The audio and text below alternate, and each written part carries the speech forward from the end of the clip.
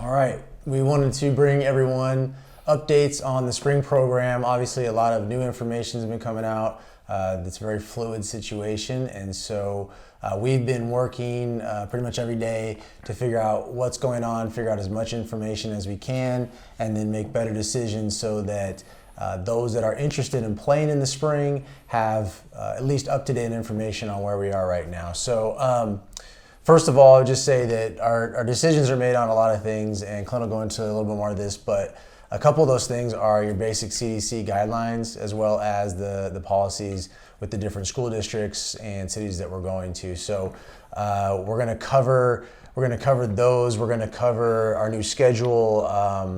We're going to talk about what you can expect from us moving forward in terms of communication and exactly what we can be doing right now. So first of all, we mentioned the CDC policy, which is out of our hands, and then also the city policies, school district policies. But what have you been hearing from the others that are involved, and who are they? So I've been spending a lot of time talking on the phone with different directors of tournaments, college coaches from all levels, from Division I, Division II, NEIA, junior college, whatever, and trying to figure out what they're currently doing with regards to recruitment, spring ball coming up, what they've heard from the NCAA. You know, with regards to that, I was asking for their advice on what they see coming their way, and obviously none of them have a definitive answer.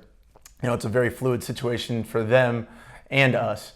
I think the big thing for them is that they understand that next year basketball is going to be played. They're going to have teams, and they need rosters, they need players, they need winners. So they're doing everything in their power to make sure that they're prepared to do as much as they can right now under those circumstances, but also that as things happen, they're acting quickly. And so that's not only the Division I, but the NEI schools. I've heard several of those coaches and the Division II schools saying, listen, we're not as restricted as the Division I schools, but as soon as this thing's open, we have to act immediately. We can't wait 2 weeks, 3 weeks, make our preparations. If on May 1st there's the NEI or NCAA or the school, some of them have been kind of held back based on what the school is telling them travel-wise. And but as soon as it's open, they know they need to move.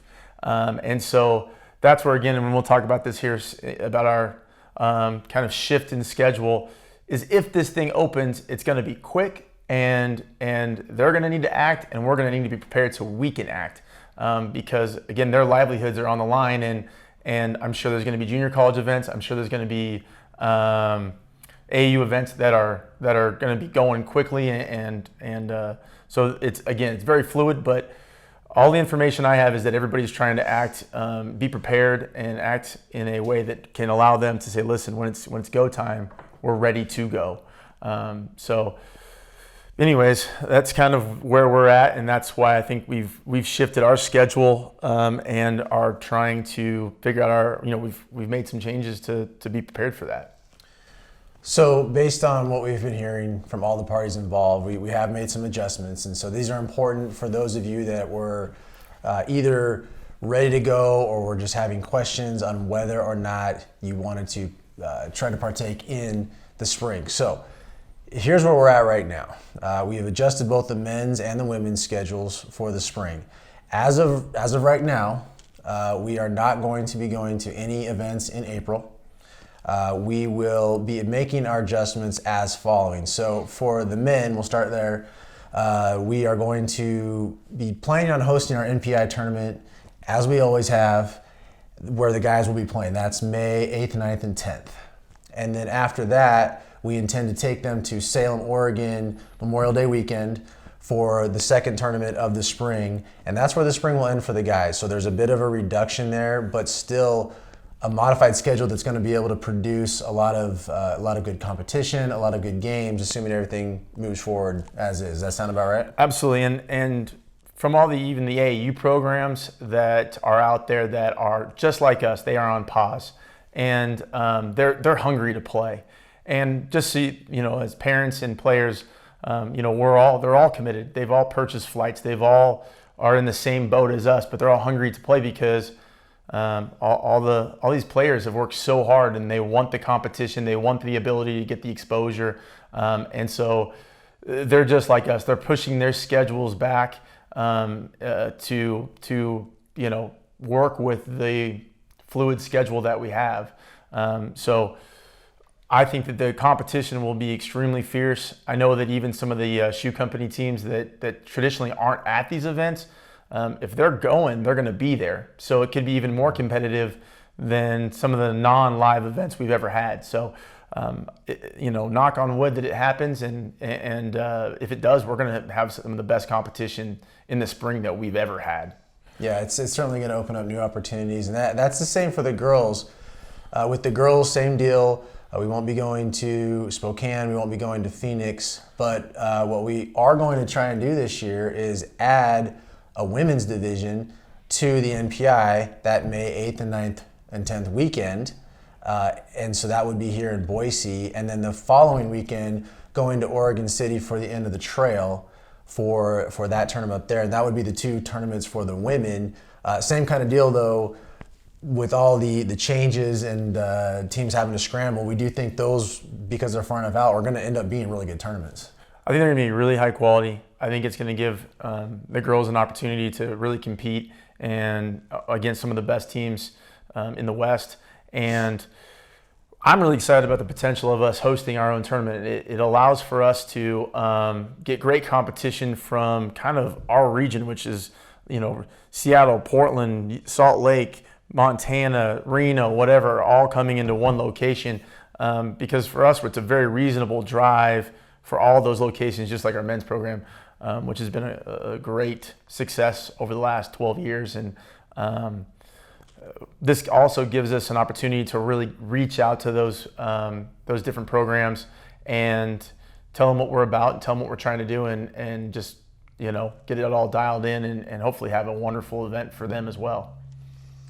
So I think the next thing we wanted to talk about was what exactly can you expect from the Select program in terms of communication and how we're going to conduct our business moving forward. So the first thing is updates. We intend, as things change, as new information comes our way, we intend to keep you updated on a regular basis of all those changes and how they're going to affect you. And you may even see some different things coming out from us that we haven't done before, but communication's huge, transparency is huge. We don't want to ever be seen as a program that isn't giving you all the facts. Right now we don't know what all those facts are, but we're trying like heck to find them. So updates on a regular basis, whatever format is appropriate. If it's a video, we'll do that. If it's more just a quick tweet or something for social media, we can do that. And then our website is another good resource as well.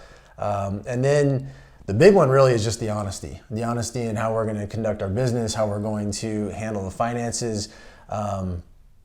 We keep saying the word fluid, but it's a very fluid situation where things are at. But our intent is always to only ask people to pay for the things that we actually can provide them. And if we can't provide them, then we intend to be fully reasonable about that and understand everybody's in a situation right now that is unprecedented, and it is for us too, but we just feel like that's the best way to operate. I think that with regards to the communication, there's 2 points here. One is the communication. Just know that we're always available. Call myself, Andy, Vince, if you've got questions about what's going on, and we'll give you the best information that we can. But to be perfectly transparent, this is a moving target. Like, we're in uncharted waters. Those of you that have worked with us in the past and for years in the past, that we are dialed in. We're organized. We try and make sure that you know exactly what's going on with plenty of time in advance, but this situation is so unique. So if you have questions, text, call, whatever. But also, as we're moving through this process, if we have to make another change, like Vince said, we're not going to be charging people for things that they're not, receiving. So I hope that puts your mind at ease that, we're here to support you, and again, with your kids, as we're Players First program, and we're here to make sure that you guys are taken care of in that way. I think there's probably two parts to that as well, which is players right now fall into one of two buckets.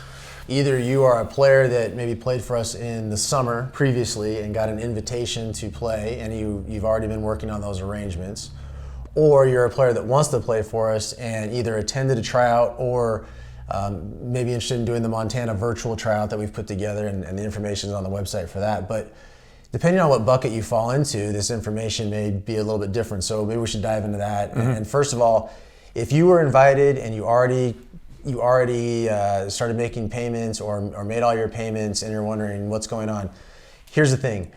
We're laying this information out to you. We're giving you everything we've got. You got to make a decision, based on your best interests and what you think is going to happen, knowing that we're going to do our best continuously to be fair. The only thing we ask on that is if you've done this and you want out, that's fine. We can do refunds and all that, but we need to know by March 27th because one way or another, we're going to have to move forward on that. So we need to know by March 27th where you're at, and then we will be able to work with you accordingly. But if you're a player that is not, either tried out before or now is interested in submitting a virtual tryout to us, the question is, if you want to be on the roster, what should you do? And so first of all, rosters hold tight because we haven't made any decisions on that. We haven't made final decisions, and we won't do that until after the submission date on March 29th mm-hmm. for all those virtual submissions. But if you haven't done that and you want to do that and you want to be considered for a roster, and all of this that we've just said sounds reasonable to you and you are interested in moving forward, then the next step for you, if you haven't already, is to get signed up for that virtual tryout so that we can get you in the consideration and see if you might have a spot on our roster. And I think those are kind of the two main buckets that people probably fall into right now. Yeah, I think that with regard to the virtual tryout, if you went to the Idaho tryout, obviously you don't need to submit anything. We've just watched you play, unless you want to. You definitely can, right? We have no problem doing an evaluation for you if you would like. I think those are two buckets. I think that, again, knowing that if you stay committed, what you're saying is that if all the guidelines are followed as far as what the schools are open and we can play, that you're in.